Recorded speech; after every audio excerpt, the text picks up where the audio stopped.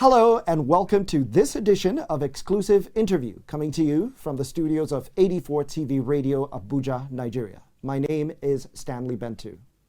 Now, recently, a number of Nigerian streets have been chaotic. Young Nigerians standing up and demanding an end to the Special Anti-Robbery Squad of the police. The federal government has replaced that squad with the Special Weapons and Tactics Team. Now, once the dust is settled, the nation is going to have to move forward with this new team. But how do they intend to operate? Have a look at this report. In the aftermath of the #EndSARS protests that rocked Nigeria for weeks, there are important facts about the new SWAT team announced by the Nigerian police force that every Nigerian must know. No member of the disrupted SARS team will play any part in the new SWAT tactical police. The work of the new tactical team will be to gather security information. Members of the new tactical team will not embark on any regular patrol work. They will also not be allowed to search phones, laptops, and other smart devices belonging to members of the public without court orders. Those assigned to the new tactical team must be free of any criminal case, especially those connected with abuse of human rights. But how would this team work? The Nigerian police has also listed 4 mandates for the new SWAT team. 1. To respond to armed robbery attacks. 2. The new tactical team has power to respond to any violent crimes committed with weapons. 3. The team is also expected to carry out rescue operations. And finally, to respond to investigations connected to high-profile criminals. With the core objectives set, how can we ensure that we get it right this time? On the show today, Dr. Amechi Nwokolo, a security consultant, speaks on some strategies that can be applied to achieve the best tactical team.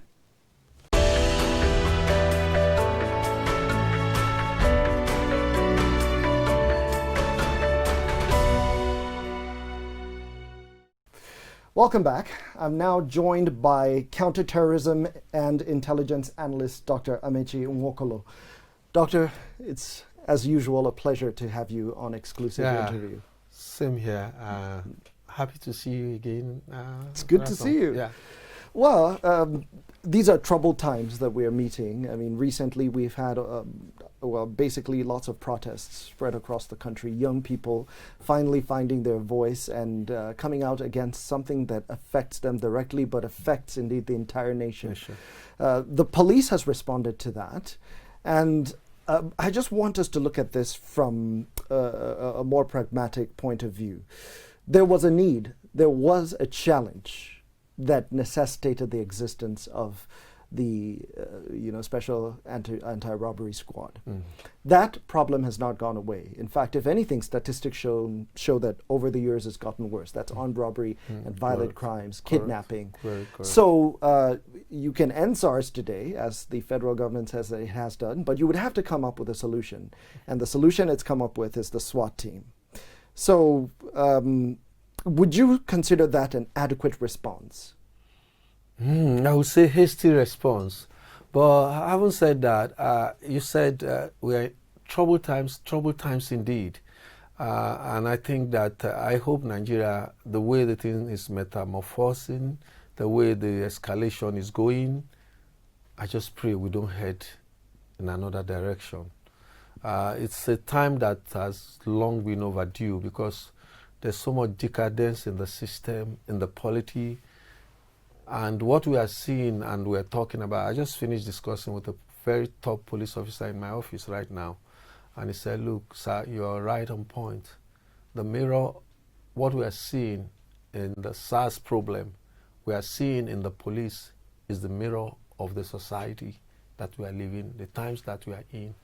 And we cannot run away from that. And our youths, who are the energy of every nation, they slept too much, but thank God they woke up. They are the ones that show challenge. Some of us have played our own part in the past. We did some things to challenge the status quo. But I thought then things happened, but now it has become so very worse. So responding with creating the SWAT team, yes, every police, every country in the world has a specialized unit but this unit that we are talking about, the police had come out to say, oh, this training, psychological training. I was even talking with a man and we were laughing that we know that ain't going to happen. Even if it happens, it's a coloration. You're just going to wear a new robe upon a dwarfish thief. So where would you say that SARS got it wrong? How did it get so bad? What were the mistakes made over time? Yeah, that's why we say, I'm saying, and we said, and I'm quite happy that the police officer is accepting. This person is a very tough person. Look, it's the mirror of the Nigerian society. Where did we get it wrong? One, a country where the rule of law does not have its way. You understand? You kill somebody and they will say, you heard so many complaints, people said, I'll kill you and nothing will happen. And nothing will happen. Yes, nothing will happen because the justice system is so skewed, so very, what's the name called? Slow, even in some cases when you want to go through that avenue. It might take 10, 15, 20 years, endless, and there's no justice. And some of them are shielded by some people, they are protected. Look, if you see our policing the way it is, even the DSS, I quite feel so crazy, so annoyed. I tell my students, I have thousands of DSS students in the counter-terrorism program we're running, and I said, you're just an organization that, yes, they are doing quite a lot at the background, but most of them are very keen at protecting the elite. And that is what our police has been, created for, right from the colonial inception to present day. It's about protection of the elite. So sometimes the elites come in and cover up. And even the police hierarchy knows that. So that's why it's not of importance to be carrying that person to court. How many people in the whole thing, except when the president, that's President Buhari now, said sometime, is it going to happen? Sometimes a few days ago that, they are going to look for all the guys that committed these heinous crimes.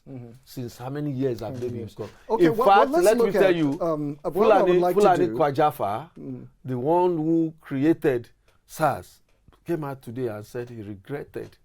But I would like us to focus, because a lot has been said about what's gone wrong. I would like us to focus on the solutions now. Nigeria does need some sort of paramilitary police. Yes. But how can we avoid making the mistakes that have been made so far? But let's even start with recruitment. Who should be part and parcel of this new team? Yeah, the recruitment, it's another problem in Nigeria. You heard what that. But what do we need to do, though? The recruitment, we needed to get that recruitment right. Okay. Recruitment, appointment, promotion. These are problems. And the training. Who is training who? Who's going to train who? Is it the mouth training that we say? These guys are not. When it comes to recruitment, yes, what do we do? What do we need to do to get the right kind of people? Where do we look? Number one, the recruitment must be very transparent. Very transparent. It's not the one they give. You heard what happened in the DSS recently, where 500 and something. See, recently I got some of my students from the DSS that cannot type, doesn't even know how to open his email. And tears fell from my eyes. How do you do? I called his boss, and he said, that's what they are coping with. How long can we go? So that recruitment must be very transparent. And we must recruit credible, intelligent, committed people. It's not that I want to join the force, or I want, even those, I know in some land and climb, when they want to recruit for special forces like that, they don't recruit people from outside. They recruit from within. But you must have been a sound officer before you come for that specialized. They recruit you for that specialized position or training.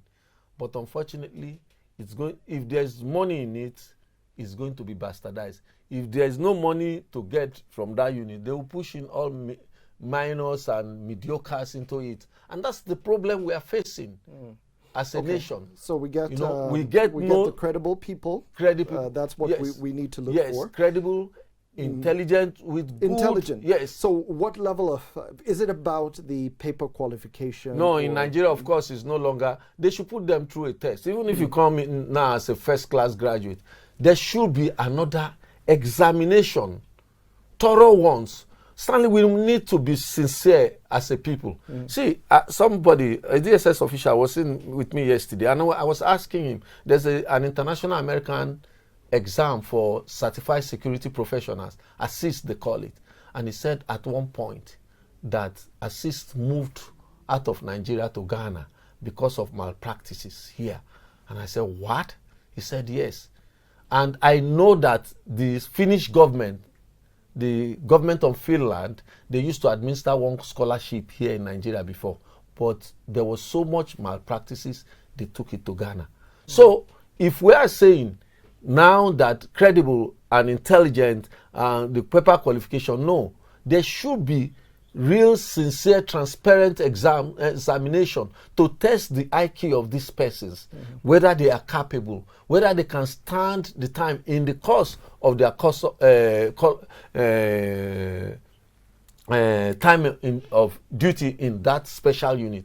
So they must pass through rigorous academic intelligence examination before you can certify them to come into that. But paper rules the day, notes rules the day here.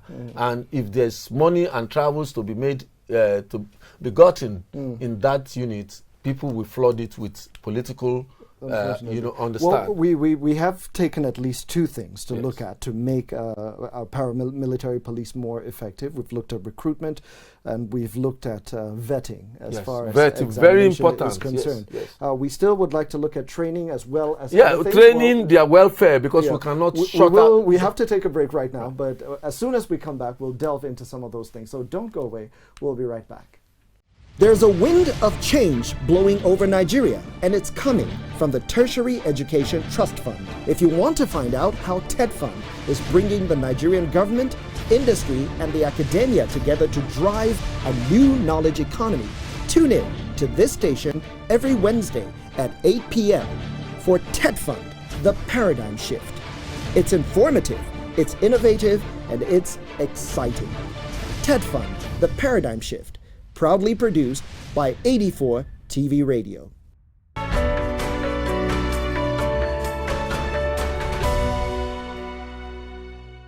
All right. Welcome back. We're still here with Dr. Nwokolo, and we're looking at the paramilitary police in Nigeria. The federal government has decided to end SARS and introduce SWAT. But what do we need to do to get things right? What have we been ignoring over the years? Before the break, we talked about, trying to get the right people in, and then also to vet them properly, to give them the examinations that would ensure that they have the kind of intellect that we desire in such officers. Sound training. Then beyond that, what next? Once we've sieved them and brought them down to that level. The training. The training must, be in accordance to modern challenges, modern criminalities. It's not shoot and quench again. There must be very proactive type of training and intelligence. Intelligence is the key to modern day criminality. If you don't have that intelligence, you see, all over like I said, all over the world, they have SWAT teams, they have special forces and all that. We had the mobile police force then that were not properly trained. We have people of low characters and lesser education in there who thought their feeling was kill and go. How can you just kill and go? Every problem that was can be kill and go with by killing fire. and go. So, but I've come to learn that at least I've seen with police operatives in different parts of the world, the first attempt is de-escalation. Yeah, and then in fact you need to have an insider. You need to have an information. That's the intelligence. That's the intelligence you're talking inside about. Before you can even make a move.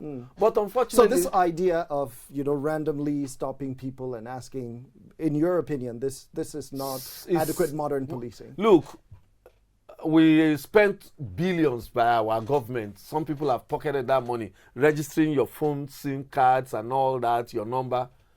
I'm sure you have relations in the UK. I'm not too sure about the American model, but they don't do that in America. In the UK as well, that I know very well, because I told you I volunteered for the Scotland Yard, and I saw the way these guys, they are not spirits, they are not witches or wizards. They do not register, no nothing, but you make a kind of fictitious call on talking about something, or you use your what's the name called, your system, your laptop. So you are trying to send a message about a about drug, or before you finish typing that thing, they are waiting for you. There are certain keywords that you understand. We should move forward. Science have moved forward, and we have the money, we have the capacity, but corruption has given us, as comatose to us. Look, a certain person, I don't want to mention the person's name so I don't put him in trouble. Nigeria does not have good drone system as we speak. Because the money meant to buy drone, they will go and buy the ones that are not working very well, that are even more expensive than the original ones. You think if we have modern equipment today, all these roads, this Kaduna road, you don't need anybody to be flying about the bush or going around. You just set drones that are flying that road. You will see 2-4, real time, the people that are operating on that road. You will follow them inside the bush as well. But how can we, the giant of Africa, we are still operating from the analog position, because some people have taken away the money. I hold the members of the parliament responsible, the National Assembly, because they are the ones, they have oversight function. What is that oversighting? That's the problem. To make sure the money, these things yes, those things are in place. Rather, they will go and, hold the PAMSEC or the minister, and they also run this party affiliation thing, and money is grabbed and spent without buying the correct equipment. So, okay, what about, because working with violent crime can be very stressful. Yes. So you have to have that psychosocial analysis of them. And it's so there are two parts to my question now. First, there's the psychosocial analysis to check whether the stress of this job is getting to you, and whether, because with a lot of pressure, it's possible to snap, even if you're a good officer. Yes. So mental health needs to be taken care of. Who checks that? And then there is also who polices the police. I know that in the United States, for instance, they have internal affairs, and their job is essentially, they are policemen, like everybody. The interior, yes. But their primary assignment, yes, just like the SWAT team's primary assignment is violent crime, yes, their own primary assignment is investigating security operatives or yes, policemen. Yes. So those two are, what do we need to do to achieve that in Nigeria? I think because of our political gladiators and political elites, they always interfere with in fact, all the agencies, with the all the agencies that are working in this country, there's too much political interference. And except our politicians, our political elites remove their hand or insulate this place, you have said it all. In other land and climb, there are agencies saddled with the responsibility of monitoring the activities or the occurrences within the police system. But here, it's not. Yes, we have Police Service Commission. Yes, we're supposed to have a police council. But those are largely administrative. Yeah, but because if we're monitoring their activities, because I'm coming back to the psychoanalysis one you mentioned. Do we really? Millions of our policemen and women are going through trauma by the everyday life that they live, no proper welfare and all that. Look, as I speak with you now, I can tell you authoritatively, there are about 200 or 300 policemen that are in operation in Katsina right now. As I go and accept the changes this evening that have not been paid. They are groaning there. Are those ones not working under stressful condition? Who is monitoring them? You remember some time ago, some police people rioted in Maiduguri because of the allowance. What did they do? They brought them back. Did they pay them the money? You are working under very intense, very chaotic condition. You bought your uniform to go to that operation. Yes. And the living condition from your home. Some of them, before they leave home, do you know a place? I can ask you, maybe for our audience that are living in Abuja, do you know a place they call Dede Mopo Barracks? Please take a tour there. Go and look inside how the men and women that are protecting you and protecting your life live. I'm not making any excuse for them. They can be crazy in the way they conduct themselves. But if you go to that place, if you take your dog, which you have brought up, or a well-bred dog, if you take that dog in there, that dog will kill itself or himself because of the environment, the kind of situation in that environment. So you expect somebody to have we are running out of time. So mental capability. How do we also get restitution for, let's say, moving forward? Yes. If there are, because there will be. We've seen, even in the best police in the world, we've seen cases where some an individual has overstepped his bounds. Yes, some bad eggs. Yes. What should be the protocol moving forward? I think the rule of law must take its course in our nation. The people who commit crime, they take this thing from our politicians. There are some people that are above the law. Should anybody be above the law?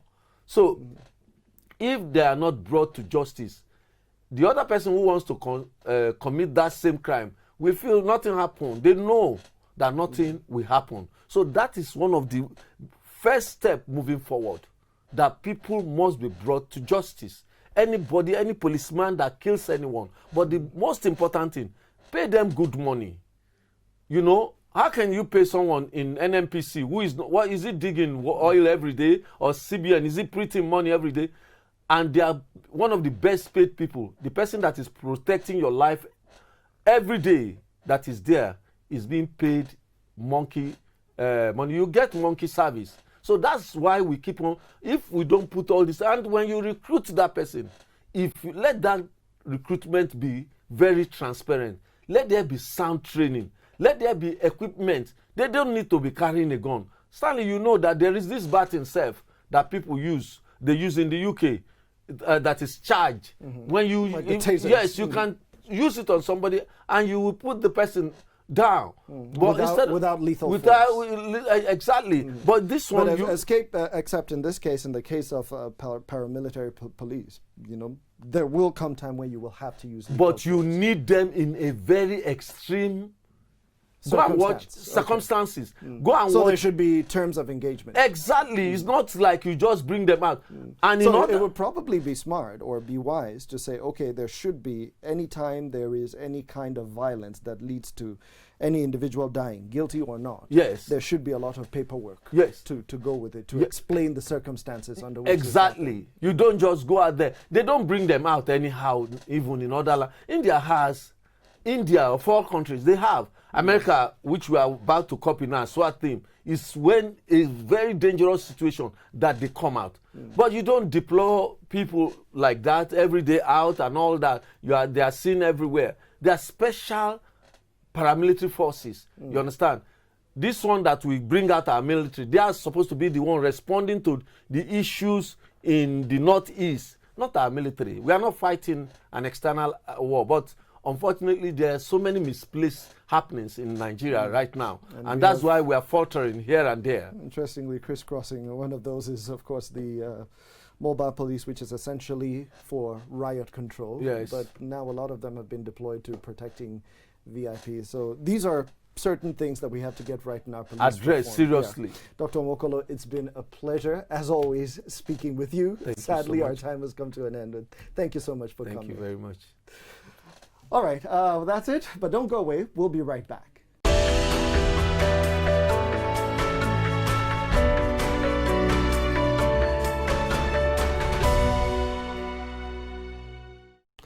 Well, certainly a lot of work for us to do in Nigeria. Perhaps the best time for us to have started that work would have been way back in 1960. But the second best time is right now. There is a need for us to build a better police force that will serve the people of this great country. Well, that's it for Exclusive Interview today. Until we come your way again next time, thank you for stopping by.